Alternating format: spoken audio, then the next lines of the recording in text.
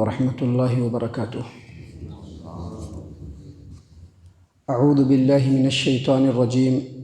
بسم اللہ الرحمن الرحیم۔ ان الذین یشترون بعہد اللہ وایمانہم ثمنا قلیلا اولئک لا خلاق لهم فی الآخرہ ولا یکلمہم اللہ ولا ینظر الیہم یوم القیامۃ ولا یزکیہم ولہم عذاب علیم۔ بے شک جو لوگ اللہ تبارک و تعالیٰ کا عہد اور اپنی قسمیں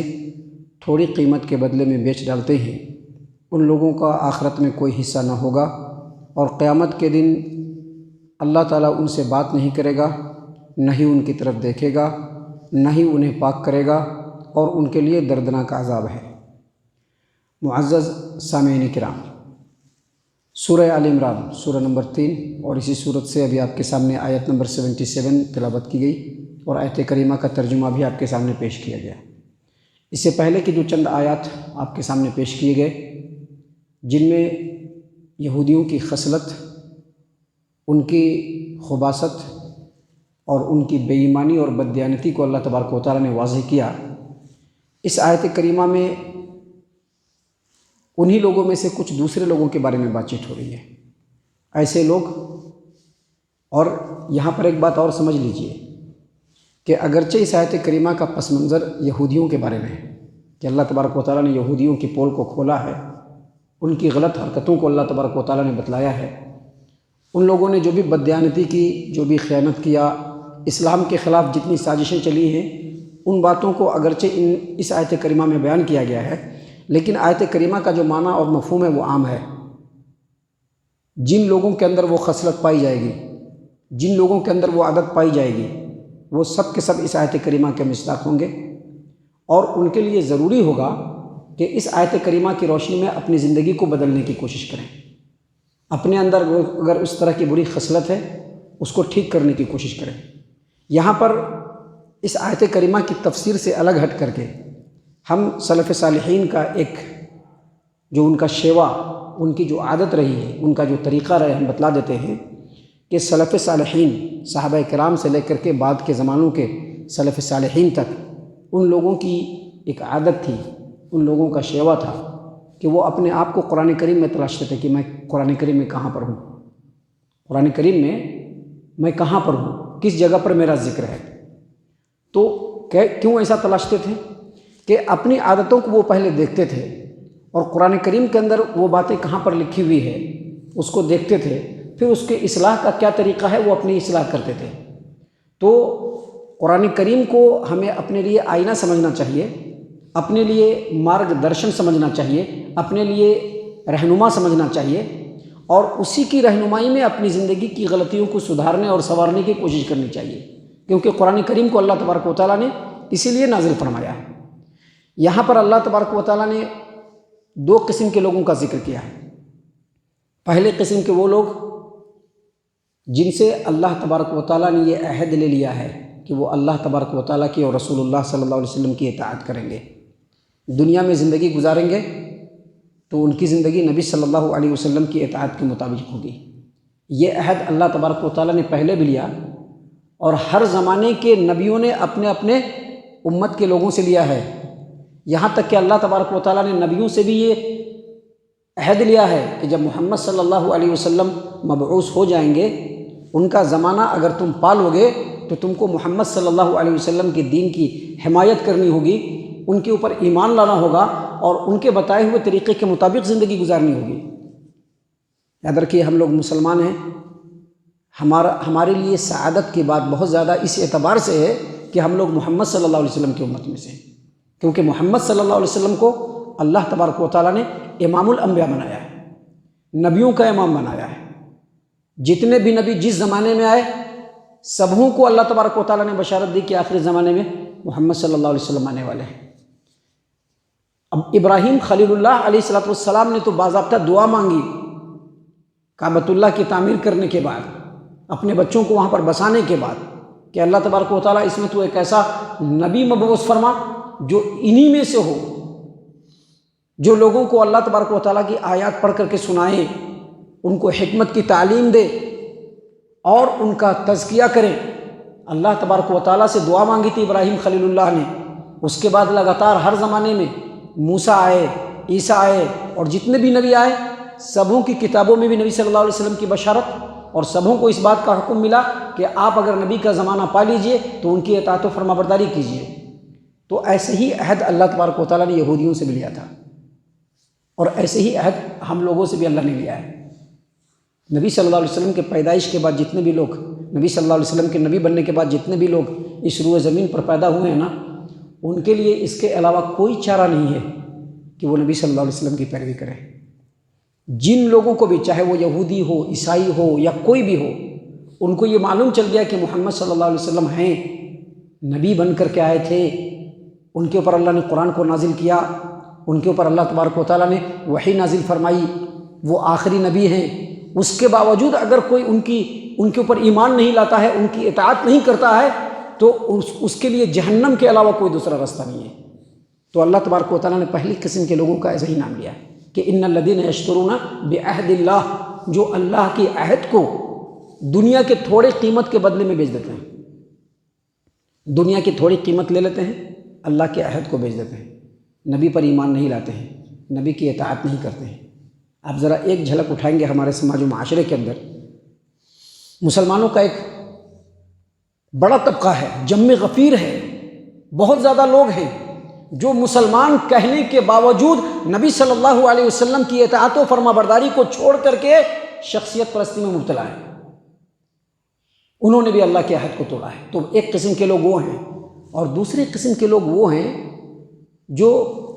دنیا بناتے ہیں جھوٹی قسم کھا کر کے، جھوٹی قسم کھا کر کے دنیا بناتے ہیں۔ اس کی کئی قسمیں ہیں جس کو نبی صلی اللہ علیہ وسلم نے حدیث میں بیان کیا ہے، ان میں سے چند ایک قسم کو ہم آپ کے سامنے بیان کرتے ہیں۔ پہلی قسم، پہلی حدیث جو نبی صلی اللہ علیہ وسلم نے اس سلسلے میں بیان فرمائی ہے، وہ صحیح مسلم کتاب الایمان حدیث نمبر 106، اور اس روایت کو امام احمد نے اپنی مسند کے اندر بھی روایت کیا ہے، اور اسی روایت کو امام ابو داؤد نے سنن ابی داؤد، جامع ترمذی کے اندر امام ترمذی نے، امام نسائی نے سنن نسائی کے اندر، اور امام ابن ماجہ نے سنن ابن ماجہ کے اندر روایت کیا ہے۔ ابو ذر غفاری رضی اللہ عنہ نے روایت کیا۔ بہت غور و فکر سے اس حدیث کو سننے کی ضرورت ہے، بہت غور و فکر سے، کیونکہ ہم اگر اپنے آپ کو مسلمان کہتے ہیں، اگر ہم اپنے آپ کو مسلمان کہتے ہیں تو ہمارے لیے سب سے بڑی چیز نبی صلی اللہ علیہ وسلم کی بتائی ہوئی جو اصلاحی باتیں ہیں ان کے اوپر غور و فکر کرنا ہے اور اس کو اپنی عملی زندگی میں لانا ہے۔ نبی صلی اللہ علیہ وسلم نے فرمایا 3 قسم کے لوگ ہیں جن کو اللہ تبارک و تعالیٰ کبھی بھی قیامت کے دن ہرگز نہیں دیکھے گا۔ کس چیز سے؟ اللہ اس سے بات نہیں کرے گا، اس کی طرف دیکھے گا نہیں، اس کو اس کے گناہوں سے پاک کرے گا نہیں، اور اس کے لیے دردناک عذاب ہوگا۔ ابو ذر غفاری رضی اللہ عنہ کہتے ہیں کہ نبی صلی اللہ علیہ وسلم وہ کون لوگ ہیں؟ ایسے لوگ تو ناکام و نامراد ہو گئے۔ نبی صلی اللہ علیہ وسلم نے 3 مرتبہ یہ بات کہی، اور اس کے بعد نبی صلی اللہ علیہ وسلم نے فرمایا ایک وہ آدمی المسبل ازارہ، المسبل ہے اس کا مطلب ہے المسبل ازارہ، جو اپنے پاجامہ کو یا اپنے کپڑے کو ٹخنے سے نیچے لٹکائے۔ آپ سوچ سکتے ہیں کہ ہمارے سماج و معاشرے میں کتنے سارے ایسے لوگ ہیں، بہت چھوٹا گناہ سمجھتے ہیں اس کو، کپڑا ٹخنے کے نیچے چلا گیا اس کو بہت چھوٹا گناہ سمجھتے ہیں، اس کو گناہ ہی نہیں سمجھتے ہیں، حالانکہ یہ اتنا بڑا گناہ ہے کہ اللہ تعالیٰ قیامت کے دن ایسے آدمی سے سخت ناراض ہوگا۔ اللہ کے رسول صلی اللہ علیہ وسلم نے کیا فرمایا؟ اس سے بات نہیں کریں گے اللہ تبارک و تعالیٰ، اس کی طرف نظر رحمت سے دیکھیں گے نہیں اللہ تبارک و تعالیٰ،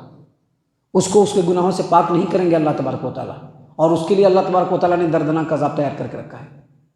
ابھی ہم کسی سے غصہ ہوتے ہیں تو کیا کرتے ہیں؟